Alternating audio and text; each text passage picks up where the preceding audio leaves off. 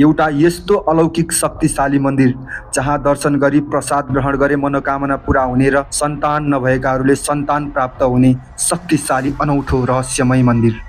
भगवान रामले उदासी भेष धारण गरेर यहीँबाट जनकपुरको धनुष यज्ञमा त्यो धनुष भाँच्नले जानुभएको रहेछ। जहाँ छ देवको अलौकिक शक्ति, जहाँ योगी राज बाबा बनखण्डी जस्ता योगीहरूले योग साधना र ध्यान गरी मोक्ष प्राप्त गर्नुभएको थियो। यो त्यो तपोभूमि जहाँ त्रेता युगमा भगवान राम पनि एक रात बास बसेका थिए।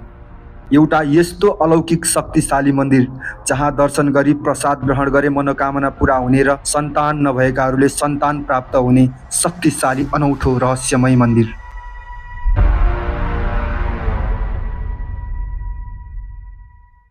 गोर लागै छिए, नमस्कार। आज म तपाईहरुलाई चारकोसे झाडी जंगलको बीचमा रहेको एउटा अनौठो रहस्यमय मन्दिरको बारेमा केही जानकारी दिन गइरहेको छु।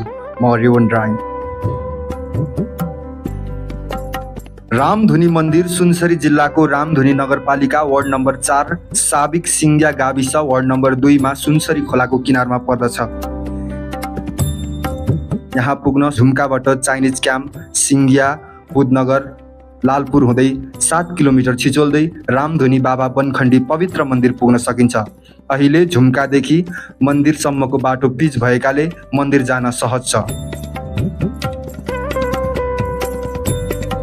किंवदन्ती अनुसार त्रेता युगमा भगवान राम वनवास आउने क्रममा धुनी जगाएर एक रात बास बसेको र त्यो स्थान छोडी हिँड्दा आफ्ना पाउका एकजोर खराउ छाडी गएको भन्ने पौराणिक भनाइ रहँदै आएको छ। भगवान रामको पाउ स्पर्श भएको यस पवित्र भूमिमा आफ्नो ध्यानलाई पूर्ण गर्न बसेका बाबा बनखण्डी नाम गरेका योगीले भगवान रामले जगाएका अग्निलाई निभ्न नदिई राखेर त्यसबाट प्राप्त भएको विगुत खरानीको प्रसादको रूपमा वितरण गर्ने चलन सुरु भएको थियो।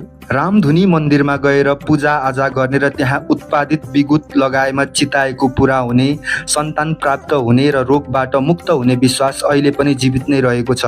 त्रेता युगमा रामधुनीमा भगवान रामले धुनी जगाएको भन्ने धार्मिक विश्वास छ। तर ऐतिहासिक खोजीको आधारमा त्यस स्थानमा सर्वप्रथम बनखण्डी बाबाले भगवान राम त्यहाँ आउनु पहिले नै धुनी जगाएर साधना गरेका थिए। उनको समय करिब 300 वर्ष अगाडिको मानिएको छ। हरिहर, मेरो नाम महिनारायण दास उदासी हो। म यो रामधुनी हाम्रो गुरु महाराज काशीदास उदासी महन्तको शिष्य हुँ।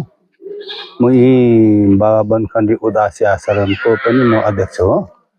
अब यहाँको इतिहास बारेमा के छ भने पहिले चाहिँ माता अनसुया हुनुहुन्थ्यो।